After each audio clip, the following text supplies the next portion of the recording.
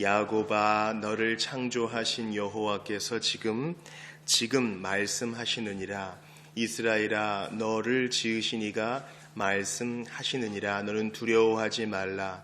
내가 너를 구속하였고 내가 너를 지명하여 불렀나니 너는 내 것이라. 네가 물 가운데로 지날 때에 내가 너와 함께 할 것이라. 강을 건널 때에 물이 너를 침몰하지 못할 것이며 내가 불 가운데로 지날 때에 타지도 아니할 것이요 불꽃이 너를 사르지도 못하리니 대전하는 여호와 내 하나님이요 이스라엘의 거룩하니요 내 구원자임이라. 내가 애굽을 너의 속량물로 구스와 스바를 너를 대신하여 주었노라.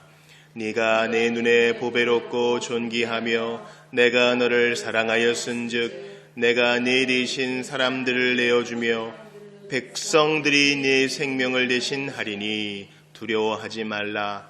내가 너와 함께하여 네 자손을 동쪽에서부터 오게 하며 서쪽에서부터 너를 모을 것이며 내가 북쪽에게 이르기를 내놓으라.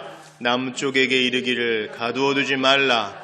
내 아들들을 먼 곳에서 이끌며 내 딸들을 땅끝에서 오게 하며 내 이름으로 불려지는 모든 자 곧 내가 내 영광을 위하여 창조한 자를 오게 하라.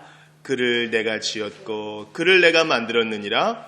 눈이 있어도 보지 못하고 귀가 있어도 듣지 못하는 백성을 이끌어내라. 열방은 모였으며 민족들이 회집하였는데 그들 중에 누가 이 일을 알려주며 이전 일들을 우리에게 들려주겠느냐. 그들이 그들의 증인을 세워서 자기들의 옳음을 나타내고 듣는 자들이 옳다고 말하게 하여 보라. 나 여호와가 말하노라. 너희는 나의 증인 나의 종으로 택함을 입었나니 이는 너희가 나를 알고 믿으며 내가 그인 줄 깨닫게 하려 함이라. 나의 전에 지음을 받은 신이 없었느니라. 나의 후에도 없으리라. 나 곧 나는 여호와라. 나 외에 구원자가 없느니라. 내가 알려주었으며 구원하였으며 보였고 너희 중에 다른 신이 없었나니 그러므로 너희는 나의 증인이요 나의 하나님이니라. 여호와의 말씀이니라. 과연 태초부터 나는 그이니 내 손에서 건질 자가 없도다. 내가 행하리니 누가 막으리요. 너희의 구속자여 이스라엘의 거룩하니 여호와가 말하노라. 너희를 위하여 내가 바벨론에 사람을 보내어 모든 갈대아 사람에게 자기들이 연락하던 배를 타고 도망하여 내려가게 하리라.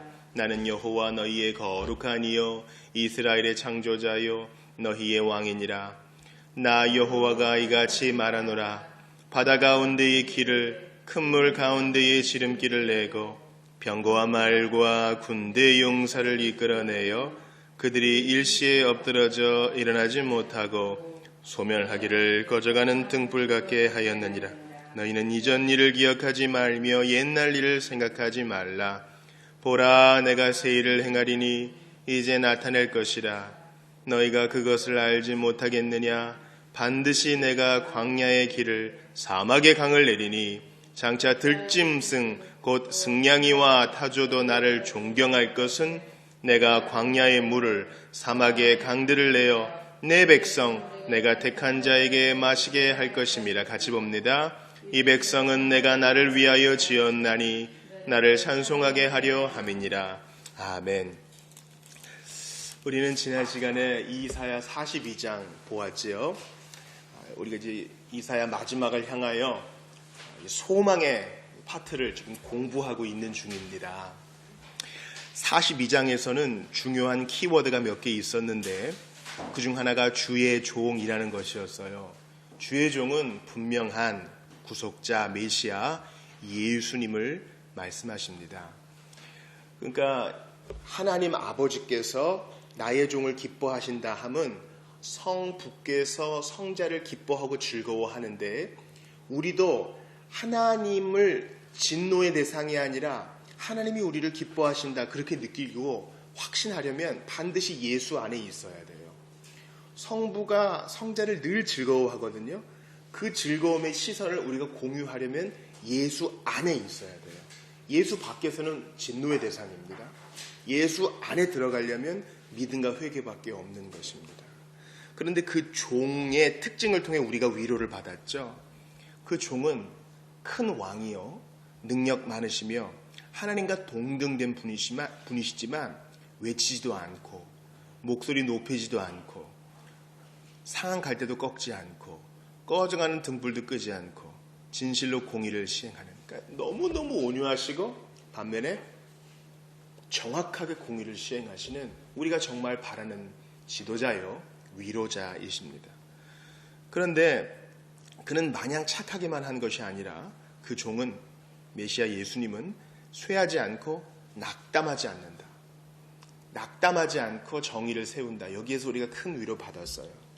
낙담하지 않는다. 이 낙담이라 함은 우리 주님이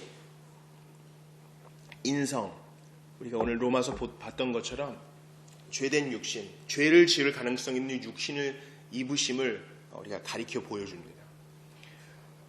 죄 지을 수 있는 가능성을 입은 육신은요, 낙담할 수 있어요. 우리 예수님 낙담할 수 있는 충분한 요인이 많았죠.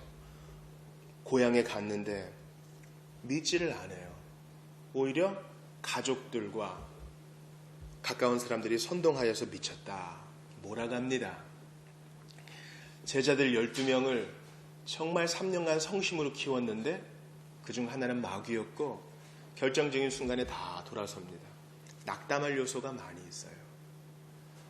우리 예수님께서 부활하셨는데 그렇게 돌아가시기 전에 부활할 거라고 약속하셨고, 내 형제들에게 내가 너희들보다 먼저 갈릴리에 가 있을게 약속했는데 믿지를 못해요.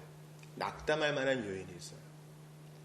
눈앞에 딱 나타나 보여주셨는데 손가락 안 넣어보고는 안 믿을 거야 하는 제자도 있었죠. 예수님이 승천하시는 것을 보고요, 위대한 지상명령 있는 그 장에는요, 오히려 그걸 눈으로 보고도 의심하는 사람이 있었다 그래요. 야, 이거 어디까지 해줘야 돼요? 그리고 멀리 갈 거 없어요. 나를 볼 때, 야, 주님이 이 벌레마도 못한 죄인 사람 만들려고 얼마나 애를 쓰시는가. 만약에 주님이 낙담했으면 우리 절대 구원 못 받습니다. 주님이 낙담했으면 교회 때문에 상처받는 사람들 많잖아요. 근데 교회 때문에 우리가 오늘 보겠지만 예수님 얼마나 상처받으셔요. 그죠? 교회는 예수님의 신부인데 툭하면 호세아 부인처럼 나가고 말썽 일으키지만 예수님은 낙담하지 않고 정의를 시행하시는 분이라는 거에 우리 정말 위로받을 수 있어요. 그래서 그분 따라가는 우리도 조금씩 낙담으로부터 우리 자신을 지켜가며 더욱더 열매 맺기를 기대하는 거죠.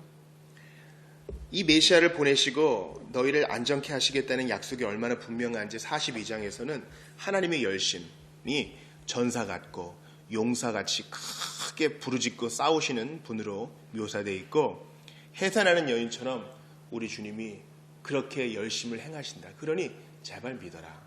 눈에 보이는 것 때문에 제발 부환해동하지 말고 여기 붙었다 저기 붙었다 하지 말고 제발 마음 지켜라, 주님이 말씀하십니다. 오늘 43장도요, 우리가 지금 읽은 것처럼 위로의 말씀이 있어요. 1절부터 21절까지를 우리가 읽었고요. 나중에 22절부터 28절까지를 볼 텐데 1절부터 21절은 여러 소문단을 합쳐서 우리 하나님의 넘치는 은혜에 대해서 지금 말하고 있어요. 나중에 보겠지만 22절부터 28절은 하나님의 은혜를 무시하는 패역한 백성들의 상태에 대해 나와 있어요. 이게 두 가지가 너무 극명하게 대조되죠.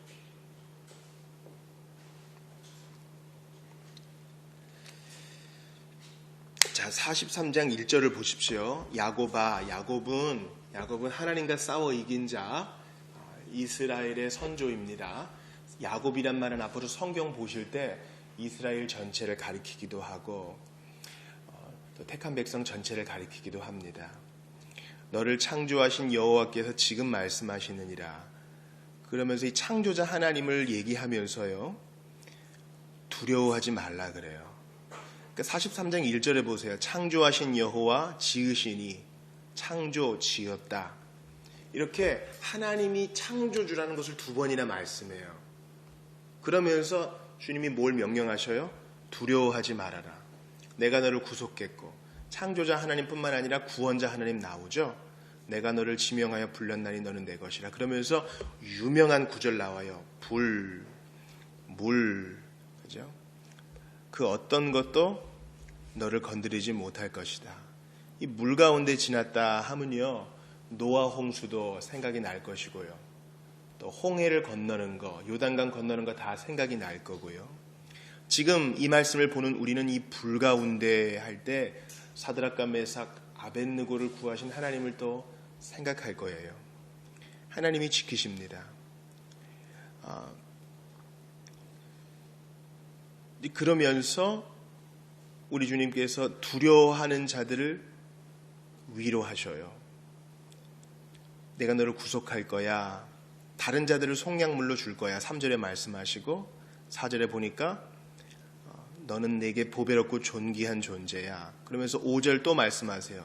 두려워하지 말아라. 동서남북에게 명해서 내놔 할 거야. 왜냐하면 7절 너는 나를 위해서 내가 내 영광을 위하여 밑줄 치셔야 돼요. 하나님이 이것을 자신을 위해 하시지 우리가 뭐 하나님을 기쁘게 해드리고 하나님이 우리에게 뭐 빚진 거 있어서 하는 게 아니라 하나님 자신의 영광을 나타내기 위해서 동서남북으로부터 구원받을 자를 불러내시고 우리를 지켜주시겠다고 약속하셔요.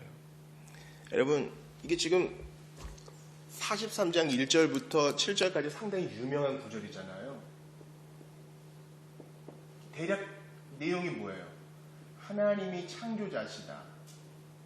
우리가 이 창조자 하나님, 또 구원자시다. 일부러 주라는 표현을 뺄게요. 왜냐하면 창조주라면 창조하신 분과 주님이 같이 엮어 있기 때문에 우선 한 가지 개념만 봐요. 하나님이 창조하시고 구원자이시기 때문에 뭐 하지 말라고요? 두려워하지 말래요. 여기에 논리적 관계를 생각해 봐야 됩니다.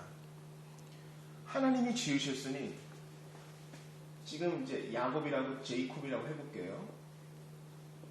야곱 주변에 있는 모든 환경들도 내가 만든 거 아니겠느냐? 다 뜻이 있어서 지금 이런 일이 벌어진 거 아니겠느냐? 그러니 두려워하지 말아라. 게다가 네가 동서남북으로 에워싸이고 있을 때에도 내가 구원하는 하나님 아니냐? 그러니 두려워하지 말아라. 여러분, 우리 이사야 처음 배울 때 이 두려움의 중요한 개념을 봤죠. 두려워하는 자는 그 나라 못 들어간다 그랬어요. 제일 처음 나오잖아요, 요한계시록. 그러니까 우리는 두려움과 맞서 싸워야 합니다. 두려워하지 말라라는 말에는 분명히 두려워할 만한 이유가 충분히 있어요. 그것은 믿지 않는 자의 일이지 믿는 자는 두려움에 끌려다니지 말아야 합니다.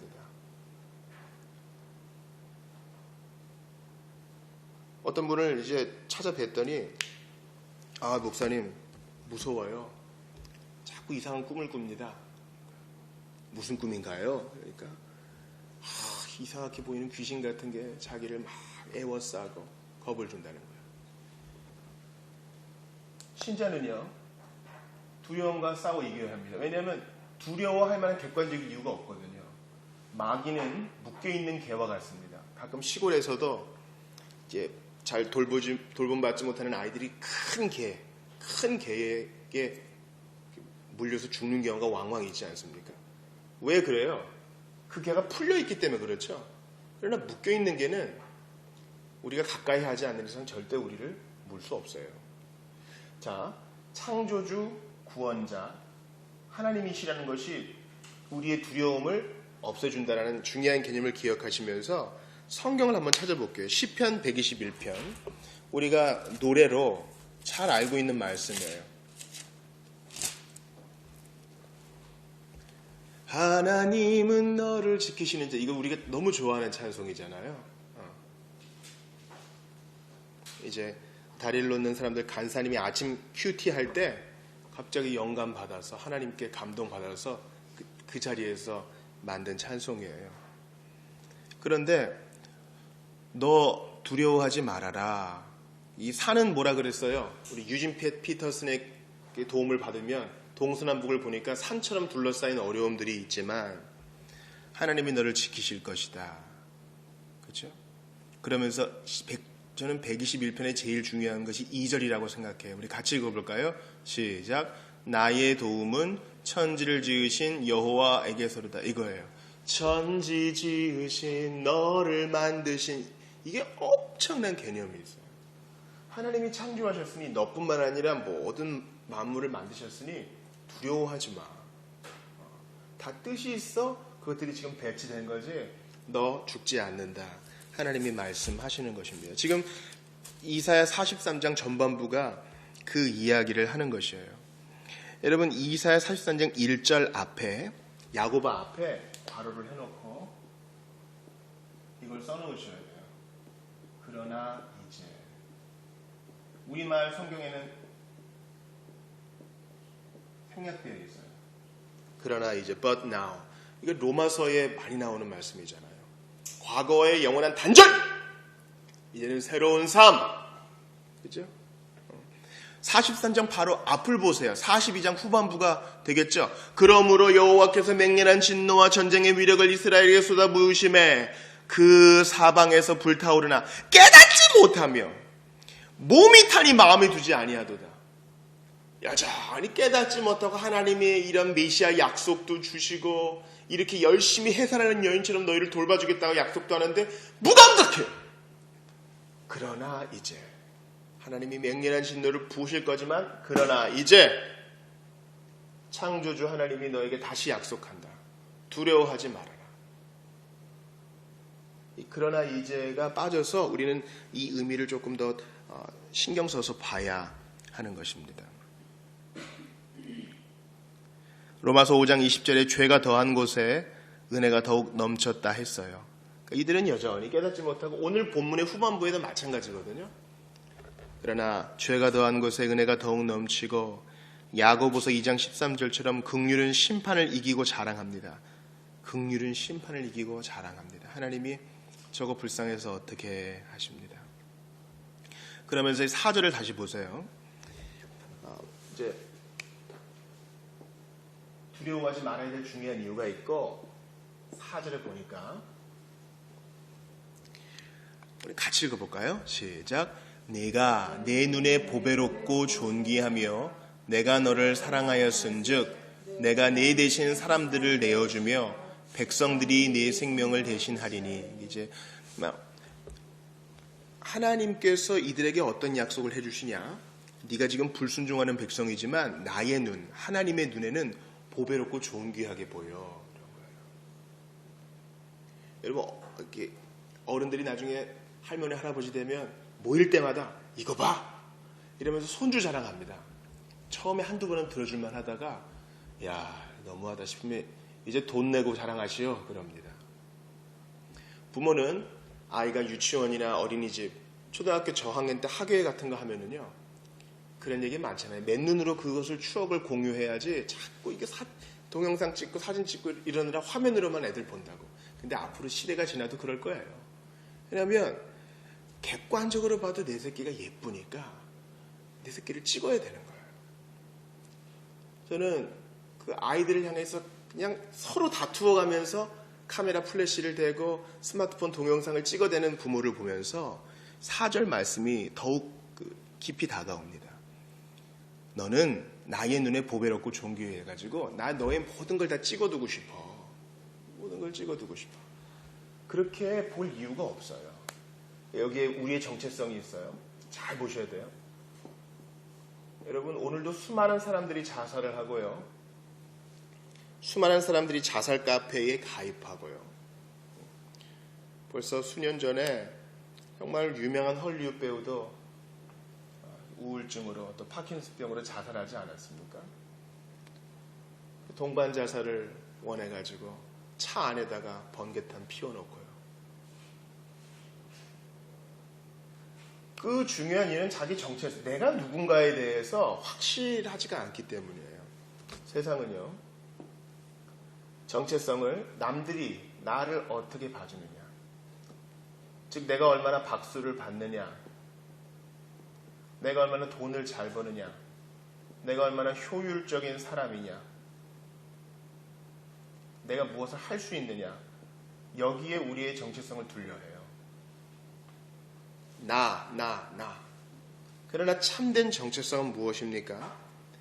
사람의 진정한 가치는 하나님께서 그들을 어떻게 보시느냐에 달려있어요. 완전히 다르죠.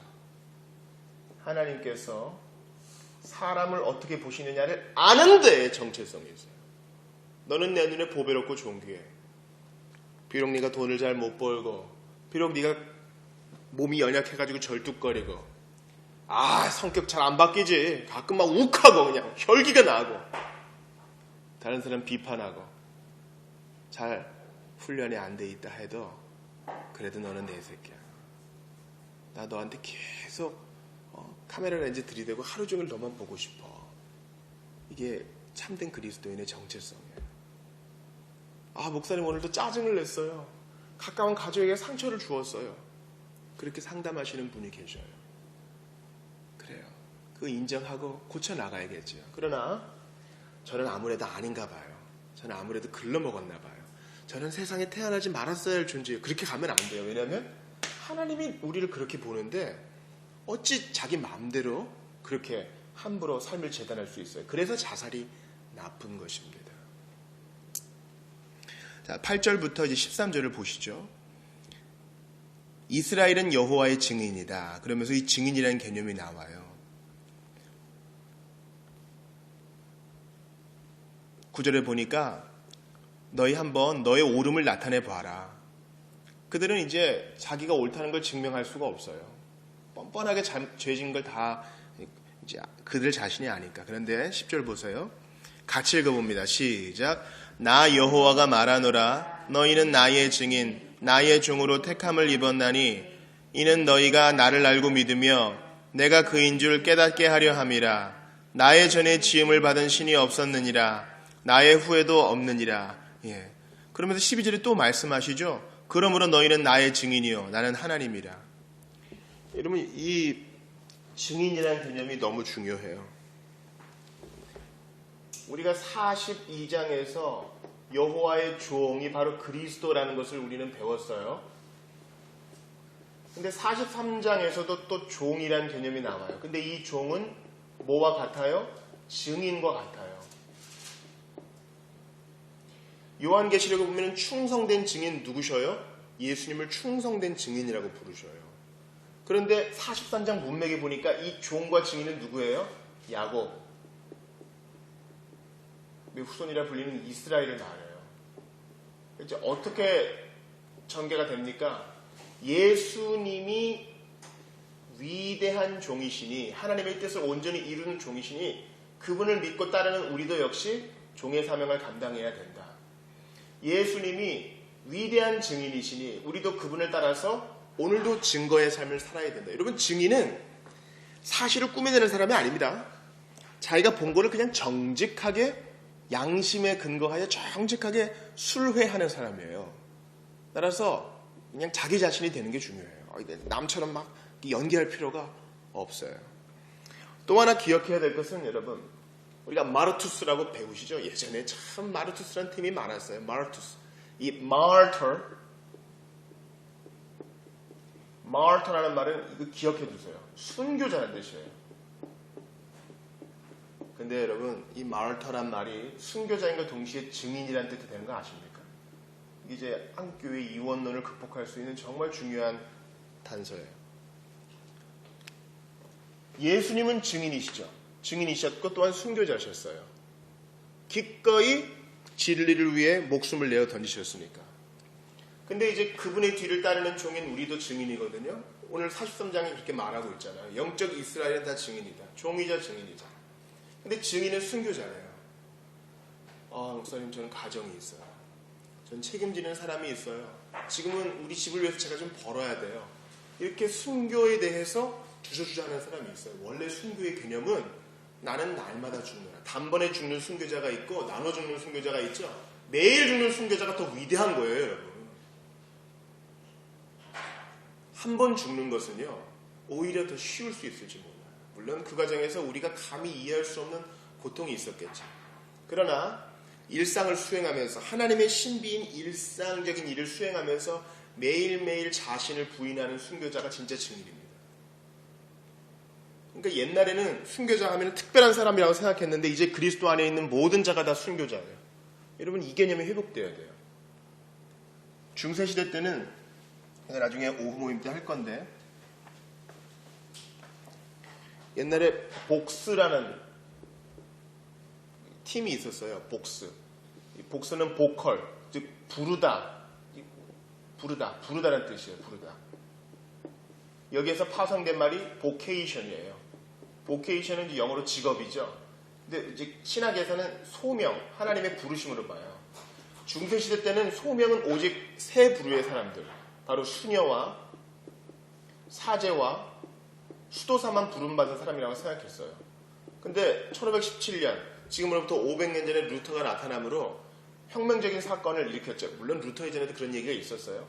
모든 사람들, 주 안에서 부름받은 모든 사람들, 루터가 늦게 결혼해가지고 자기 아이의 똥기저귀를 빨면서 이게 바로 하나님의 부르심을 수행하는 복된 소명의 손이다 그랬습니다. 이분법이 없어요. 우리는 가정에서 바느질을 하면서 늘상 하는 비질을 하면서도 하나님의 부르심을 수행하고 있는 거예요. 형장에서 한 번 죽는 순교자뿐만 아니라 매일매일 죽노라, 이러한 사람이 진짜 성도예요. 주님이 우리를 증인으로 부르십니다. 증인으로 부르신다는 것은 매일 노방전도 하면서 차 끌고 다니면서 큰 스피커를 설치하여 예수 전당 불신지옥을 의미하는 것만이 아니에요. 증인은 나의 부르심의 그 일상이라는 신비의 현장에서 최선을 다해 살 때 하나님을 의식하며 사는 겁니다. 신앙을 부인하지 않고 정직하게 살 때 그분을 증거할 기회를 주실 때 놓치지 않는 것, 그것입니다. 지금 이러한 상식이 깨어졌기 때문에 남유다가 지금 무너지는 겁니다. 가난한 자를 압제하고. 지금 남유다가 이방에게 나가서 복음전도 안 해서 망한 게 아니에요. 부름받은 자답게 정체성을 제대로 지키지 못하고 증인으로서 못 살았기 때문이에요.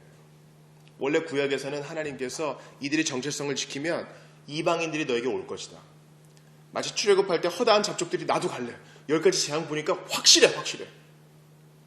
그랬을 때 귀환하는 백성들과 함께 돌아온 이방인들도 있었어요. 확실해. 여호와 하나님. 우리 왕의 마음을 바꾸니 대단해요. 제대로 정체성을 유지할 때 증인의 삶을 살 수 있는 거예요, 여러분. 증인의 삶은 내가 게으르고 거리에 안 나가서가 아니라 정체성의 문제가 있는 것입니다. 그러면서 이제 14절부터 21절은 주님께서 분명히 지금 멸망하기 200년 전에 이 이야기를 하는 것입니다. 근데 이제 아직 신생 국가인 바벨론이 멸망당할 것을 얘기하면서 내가 반드시 새 일을 이룰 것이다. 20절 보세요. 장차 들짐승 곧 승냥이와 타조도 나를 존경할 것은 광야의 물, 사막의 강, 내 백성, 내 택한 자에게 마시게 할 것이다. 여러분, 우리 주님이 광야의 물을 내시고 사막의 강을 내신대요. 즉 승냥이와 타조 같고 들짐승과 같고 광야와 같고 사막과 같은 이방인들도 변화시키시니 우리는 마땅히 교훈을 받아야 하는 것이죠. 무지에서 아무런 열매도 맺지 못하는 사막같이 들짐승처럼 유리방황하는 불신자같이 승냥이처럼 사납고 타조처럼 아둔했던 죄인을 주께서 성령 부어주셔서 주님을 공경하게 하시니 우리는 부끄러워하면서 자신을 돌아보며 하나님의 약속을 끝까지 믿어야 돼요. 지금 언제 이 상황이 주어진 거라고요? 곧 나라가 망해요? 그때 이 말씀 주시는 거예요. 요한계시록도 보세요. 마태복음을 보세요. 곧 세상이 어두워질 때가 있다 그래요. 큰 혼란 가운데 들어갈 때가 있다 그래요. 근데 주님은 오늘 43장 말씀처럼 위로를 줘요. 두려워하지 마. 내가 사막에 강 내는 것처럼 놀라운 일을 할 테니까 제발 눈에 보는 것 때문에 휩싸이지 말아라. 주께서 우리에게 말씀하십니다. 그래서 21절 이 백성은 내가 나를 위하여 너를 위하여가 아닙니다. 하나님 자신의 영광을 위해서 지었나니 나를 찬송하게 하려 함이라. 이제 후반부가 정말 중요한 부분이에요. 우리 합독합시다. 22절부터. 그러나 야곱아 너는 나를 부르지 아니하였고 이스라엘아, 너는 나를 괴롭게 여겼으며 내 번제의 양을 내게로 가져오지 아니하였고 내 제물로 나를 공경하지 아니하였느니라. 나는 제물로 말미암아 너를 수고롭게 하지 아니하였고 유향으로 말미암아 너를 괴롭게 하지 아니하였거늘 너는 나를 위하여 돈으로 향품을 사지 아니하며 희생의 기름으로 나를 흡족하게 하지 아니하고 내 죄짐으로 나를 수고롭게 하며 내 죄악으로 나를 괴롭게 하였느니라. 나 곧 나는 나를 위하여 내 허물을 도말하는 자니 내 죄를 기억하지 아니하리라. 너는 나에게 기억이 나게 하라. 우리가 함께 변론하자. 너는 말하여 네가 의로움을 나타내라. 내 시조가 범죄하였고 너의 교사들이 나를 배반하였나니 그러므로 내가 성소의 어른들을 욕되게 하며 야곱이 진멸당하도록 내어주며 이스라엘이 비방거리가 되게 하리라. 아멘. 여러분, 이제 하나님 1절부터 21절까지 하나님의 넘치는 은혜가 나왔어요. 나라가 멸망되어도 돌아오게 할 것이고 약속한 메시아를 보내줄 것이고 물 가운데 불 가운데 있을지라도 너를 반드시 기억하여 건져내 줄게, 주께서 약속하셨어요. 근데 지금 현실의 상태는 뭐야? 이게 이제 선지자가 하는 사역이죠. 정신 못 차리는 백성에게 주님의 경고를 전하는 것입니다. 그러나 야곱아, 40단장 1절에서는 그러나 이제 패역하는 백성에게 하나님의 놀라운 은혜가 주어졌는데, 그러나 야곱아, 너는 나를 부르지 아니했고 이스라엘에 너는 나를 괴롭게 여겼으며. 너는 나를 괴롭게 여겼다 그래요? 하나님이 이스라엘을 괴롭게 했나요? 이제 보자고요. 네 번제의 양을 내게로 가져오지 아니했고 제대로 안 섬긴 거예요. 너의 제물로 나를 공경하지 아니하였느니라. 여러분, 양과 제물은 눈에 보이는 거죠. 여기에 중요한 행동 지침이 있어요. 우리의 겉모습은요, 하나님을 섬기는 것을 측정할 수 있는 중요한 시금석이 되어요. 더 보다 정확하게 얘기해 볼까요? 우리 자비교회 예결산을 딱 봤을 때 우리가 진짜 하나님을 제대로 섬기는지 알 수 있다는 말이에요. 우리의 소비 행태, 우리가 쓰는 시간, 누구를 만나느냐, 어떤 말을 하느냐, 이 눈에 보이는 것들, 감각적으로 느끼는 것들이 다 하나님을 어떻게 섬기는지 판단할 수 있는 중요한 표지가 되어요. 나는 제물로 말미암아 너를 수고롭게 하지 않았고 유향으로 말미암아 너를 괴롭게 하지 아니했다 그래요. 여러분, 하나님은 우리를 위로하기 위해 애를 쓰십니다. 그런데 우리는 하나님께 영광 돌리는데 신경을 쓰지 않아요. 하나님을 섬기는 일은 이치에 맞고 쉬운 일이에요.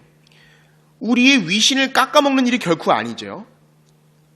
또 우리에게 지나치게 버거운 일도 아니라는 것을 우리가 알고 있어요.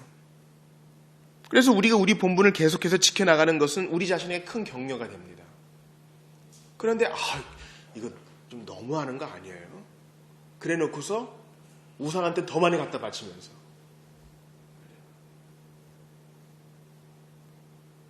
여러분, 참된 안식은 기독교에만 있어요. 반드시 쉬어라. 근데 우상을 섬기는 자들은 고정적으로 안식하지 않으면서 한꺼번에 섬겨요. 여러분 그거 아시죠? 그냥 날 딱 되면 그때 한꺼번에 그냥. 기부나 후원에 있어서는요, 우상을 섬기는 자들이 훨씬 많이 합니다, 여러분. 정말 말도 안 되는 액수를, 말도 안 되는 헌신을 막 드려요. 왜 그러나 모르겠어요. 미혹된 자들은 정말 이해가 안 돼요. 하나님은 합리적인 분이세요. 다 나의 것이지만 이렇게 구별하여 드려라 하시죠. 뭐가 부족해서 그런 게 아니에요. 양아 좀 돈이 필요하거든. 그런 분이 아니셔요. 그렇게 누추한 분이 아니셔. 재물과 하나님을 동시에 섬길 수 없는데 너의 재물이 있는 곳에 네 마음도 있어. 네 믿음을 보여라. 주님이 하셔요. 하루 안 쉬고 이날 보면 더 많이 볼 수 있을 것 같아요. 천만의 말씀이에요. 그렇게 믿음을 보일 때 하나님이 더 채워주시지, 그렇게 역행할 때 중요한 거 다 잃어버릴 수가 있어요. 24절 보세요. 너는 나를 위해 돈으로 향품 사지 아니하며. 꼭 그거 사는 거 아까운 거야. 희생의 기름으로 나를 흡족하게 하지 아니하고.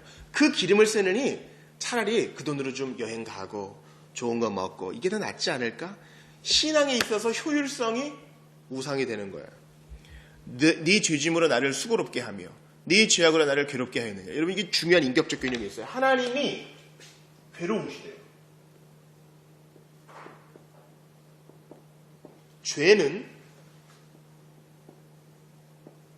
외식은 하나님이 괴롭게 해요. 인격적인 분이세요. 하나님은 뭐 이래도 좋고 저래도 좋은 분이 아니셔요. 하나님을 섬기는 일에 지나치게 인색한 우리, 대가 없는 값싼 신앙으로 주님을 섬겼다고 공치사하는 우리, 없어도 되는 것으로 섬기지 않나, 그런 생각해요. 우리 주님께 칭찬받았던 여인은요, extravagant, 그러니까 아주 허비하는 신앙이었어요. 향유옥합을 깨뜨린 여인은 복음이 전해지는 곳마다 그 여인이 한 일도 기억한다.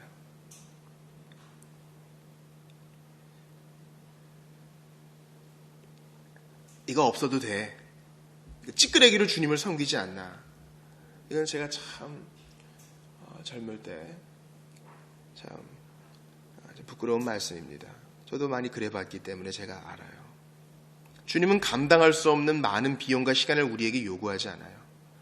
이렇게 합리적인데, 주님을 섬기는 게 합리적인데, 하나님을 이용해 먹고 또 대충 하는 이런 죄는 사람들을 괴롭게 하고 피조물을 신음케 하며 하나님을 근심케 합니다. 여러분, 시편 95편 잘 볼게요. 시편 95편 10절 찾아볼게요. 시편 95편 10절. 하나님은 이러한 불순종 때문에 괴로워하셔요. 95편 10절 같이 읽습니다. 95편 10절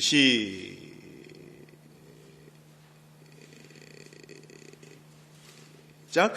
내가 40년 동안 그 세대로 말미암아 근심하여 이르기를 그들은 마음이 미혹된 백성이라 내 길을 알지 못한다 하였도다. 시편 95편 10절에서 분명히 얘기하죠. 40년 동안 하나님은 그 발이 부르트지 않게도 해주시고 신발과 옷이 낡지 않게 해주시고 만나주시고 매출하게 해주시고 필요하면 물도 주시고 그 반석통에서 메시아도 예표하게 하시고 그렇게 돌봐주고요. 그들은 군인이 아닌데도 싸워 이기기도 하시고 그랬는데 그 세대로 말미암아 근심하셨다 그래요. 마음이 없이 예배만 드리는 척하는 거, 마음이 없는 공허한 이런 외식이 하나님을 괴롭게 하는 거예요. 여러분, 이거 되게 중요한 것입니다. 신자가 죄를 지으면요, 하나님은 더 이상 진노하지 않으셔요. 이걸 알아야 돼요.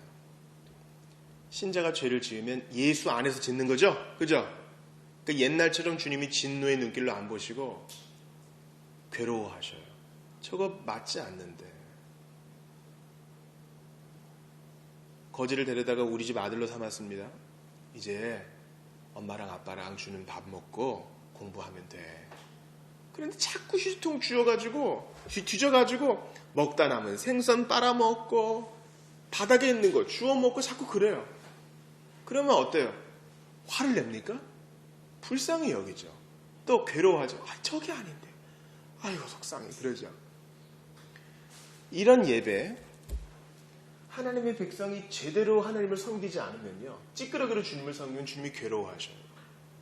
그래서는 안 됩니다.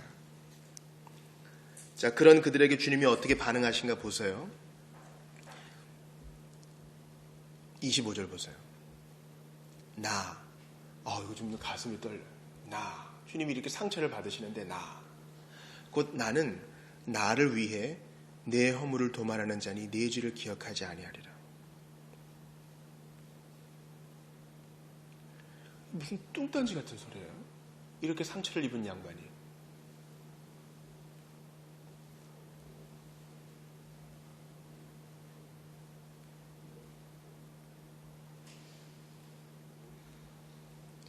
너는 나에게 기억이 나게 하라. 우리가 함께 변론하자. 너는 말하여 네가 의로움을 나타내라. 너 이렇게 나를 섬겼지? 내가 다 알고 있어. 너의 의로움을 나타내면 아마 보여줄 거 없을걸? 근데 나는 나 자신을 위해서 너 용서할 거야. 하나님의 이 굳은 결심, 굳은 결단이 보여요.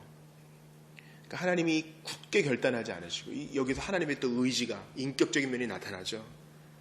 하나님이 용서하시는 것을 그의 기쁨으로 여기지 않으셨다면 절대 죄인은 구원받을 수 없어요. 우리가 은혜의 교리를 받아들이는 첫 번째 중요한 전제가 있어요. 중요한 프리서포지션, 전제가 있어요. 뭡니까? 수많은 얘기들이 있죠. 왜 지진이 일어나게 했어요? 왜 선악과를 만들었어요? 왜 어린아기들이 죽게 하세요? 왜 예수 믿는 사람 기회를 안 줘요? 여러 가지 막 불평이 있어요. 근데 은혜의 교리를 이해하는 중요한 전제는 뭐예요? 모든 사람이 죄를 범했으므로 모든 사람이 형벌을 받아 죽어도 할 말 없다는 거예요. 얼마나 차이가 나요?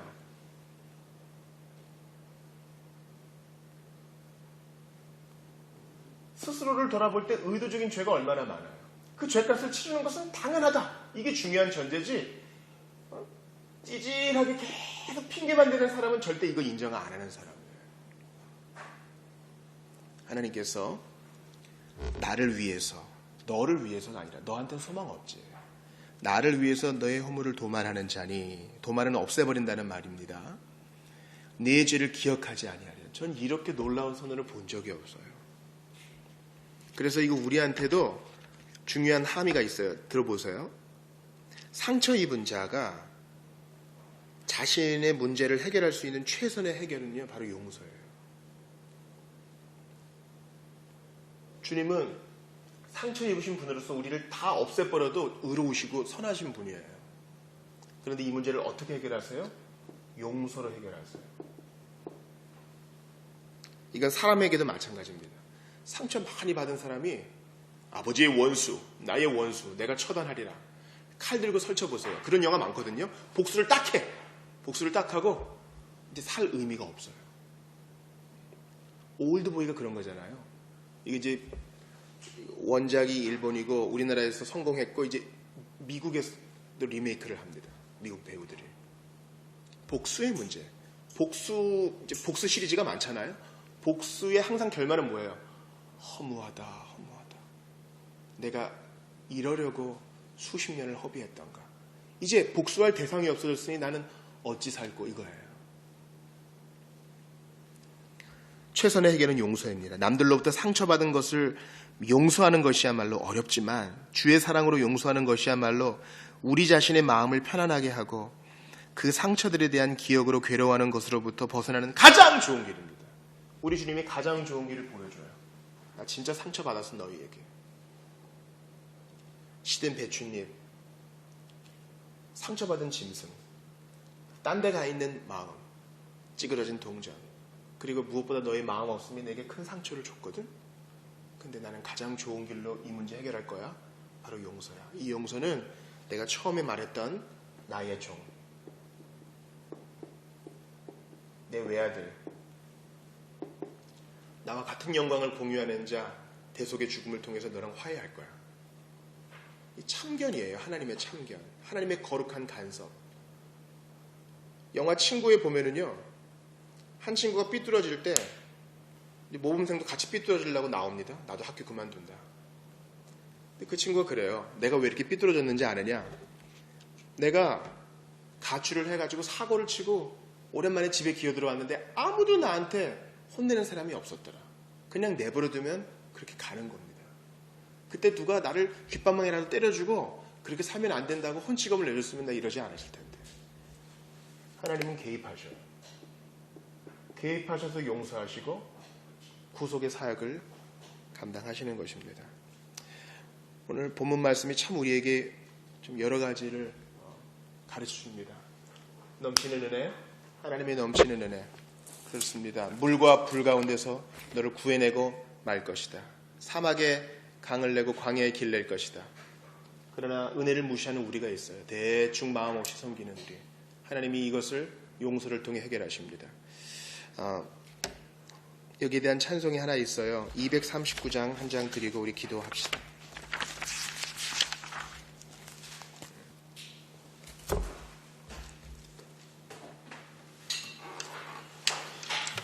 윌리엄스가 작사한 전능하신 여호와여예요.